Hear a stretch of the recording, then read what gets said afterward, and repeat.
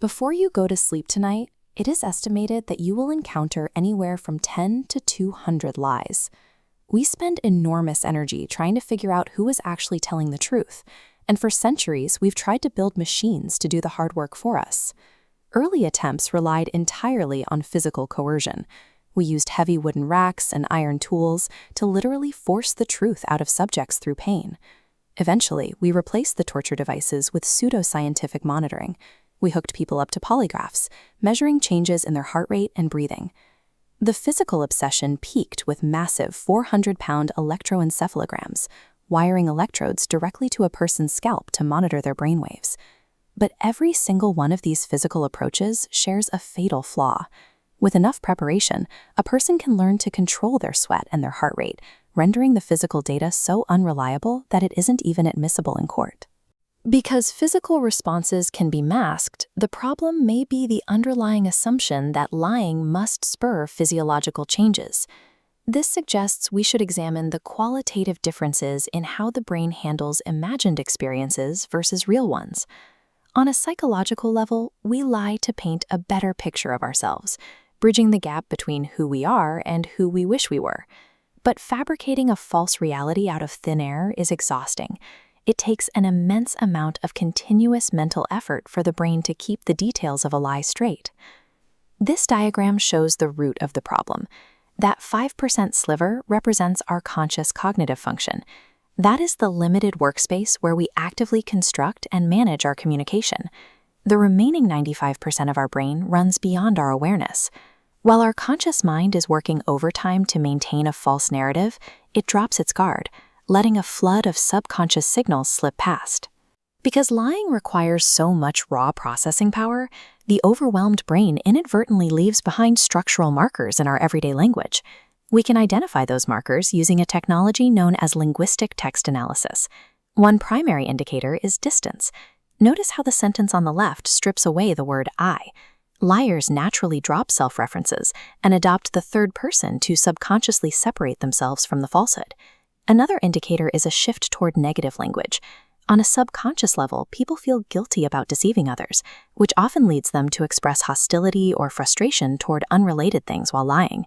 We also look for simplicity. Because the brain struggles to compute complex evaluations while faking reality, the core structure of the lie remains incredibly basic. To compensate for that simple core, liars often add structural padding. They surround the basic lie with long, convoluted sentences filled with irrelevant, factual-sounding details to make the story seem legitimate. Distance, negativity, simplicity, and padding. These four linguistic patterns allow us to see the subconscious mechanics of a lie without relying on physical sensors.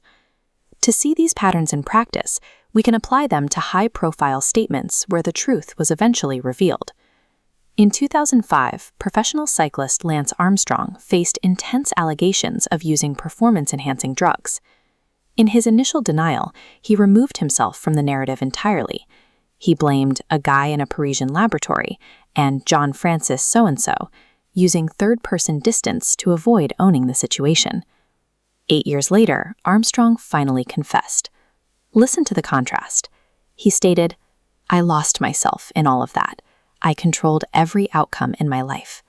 He heavily owned the truth, diving directly into his personal emotions. This chart compares his language use across both interviews.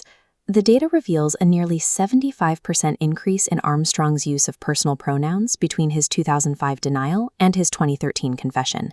The shift shows that telling the truth forces a speaker to re-engage with the first-person perspective. We see the same structural evasion in the political arena. Take former U.S. presidential candidate John Edwards, who was confronted with a scandal regarding an out-of-wedlock child. His initial denial was extremely dense.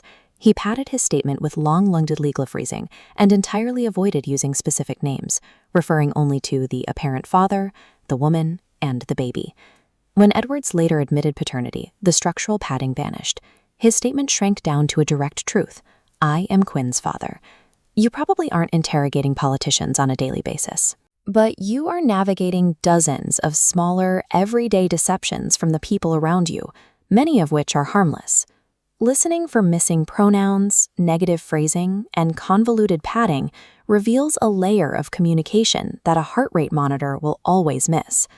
Understanding these patterns can help you navigate everything from complex business investments to your own personal relationships.